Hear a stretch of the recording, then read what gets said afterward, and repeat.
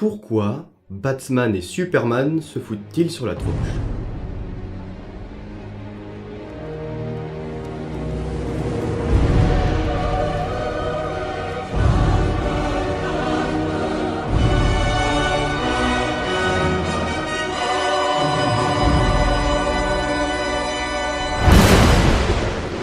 Si pour certains ce film représente des années et des années d'attente, pour d'autres le sujet traité est sujet à controverse.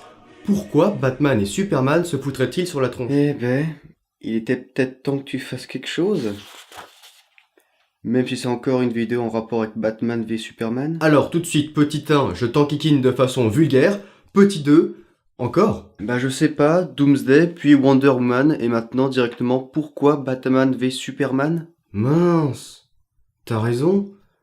C'est comme si j'animais une émission qui parle de comics et que je me basais sur l'actualité pour que ça parle au plus grand nombre. C'est dingue. Une belle tentative de sarcasme.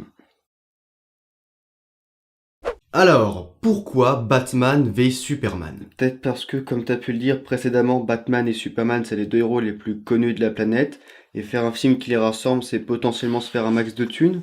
Ouais. Parce que ça fait des posters plutôt sympas. Aussi, oui. Mais plus que ça, il s'agit en fait de l'adaptation d'un roman graphique publié en 1986 de Frank Miller, Batman The Dark Knight Returns. À ne pas confondre avec le Batman Returns de Tim Burton et le second et troisième volet de la trilogie de Christopher Nolan. Ça arrive même au meilleur.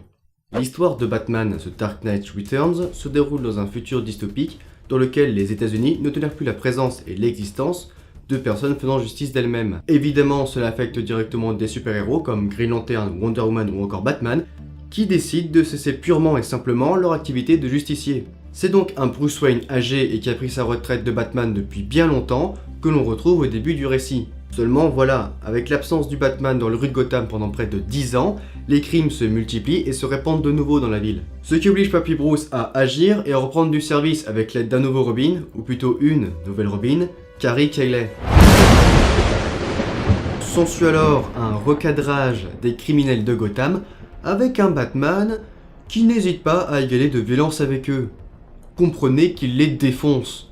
Ainsi qu'à mon avis, l'une des confrontations les plus marquantes et intenses entre le Chevalier Noir et le Joker. Comprenez qu'il le défonce. Bien évidemment, toutes ces péripéties de défonçage de criminels et de défonçage de Joker font un peu de bruit dans les médias, et ce n'est pas forcément du goût du président des États-Unis. Ah non! D'ailleurs, il envoie le beau scout en collant bleu à Gotham y régler des troubles. Comprenez que Soupy et Batou vont se foutre sur la tronche. Et c'est dans une Gotham en proie à la panique que le Bat de Gotham affronte le dernier fils de Krypton avec l'aide d'un Green Arrow manchot, mais qui n'a pas perdu la main pour autant. Finalement ça a pas l'air si mal, c'est plutôt cool qu'ils en fassent une adaptation. Ah bah tu vois. Même si techniquement, Batman v Superman c'est la seconde voire la troisième adaptation de cette œuvre. Je m'explique. Dans les années 2000, il était déjà question d'un film Batman vs Superman. Malheureusement ou non, le film a été annulé. Cependant, vous pouvez toujours trouver le script sur internet. D'ailleurs, le vidéaste Mr. Sunday Movie en a fait un résumé animé en 2 parties plutôt sympathique. Je vous mets un lien dans la description. Attention cependant, c'est en anglais. Et vous trouverez aussi un lien vers le script. Et la seconde, voire troisième adaptation n'est autre qu'un film d'animation en 2 parties, sobrement appelé The Dark Knight Returns partie 1 et The Dark Knight Returns partie 2, que je vous recommande chaudement d'ailleurs, autant que l'œuvre originale. Bien évidemment, ce que j'ai fait n'est qu'un résumé grossier de l'œuvre de Frank Miller, parce que j'ai pas envie de tout vous spoiler et que honnêtement, le livre en vaut la chandelle. Voilà, j'espère que j'aurai répondu à ta question, pourquoi Batman et Superman se foutent sur la tronche?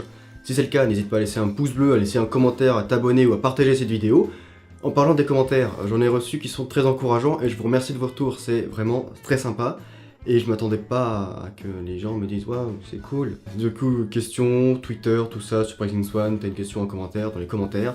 Et on se retrouve le plus vite possible pour parler de nouveaux héros ou d'un vilain. Salut!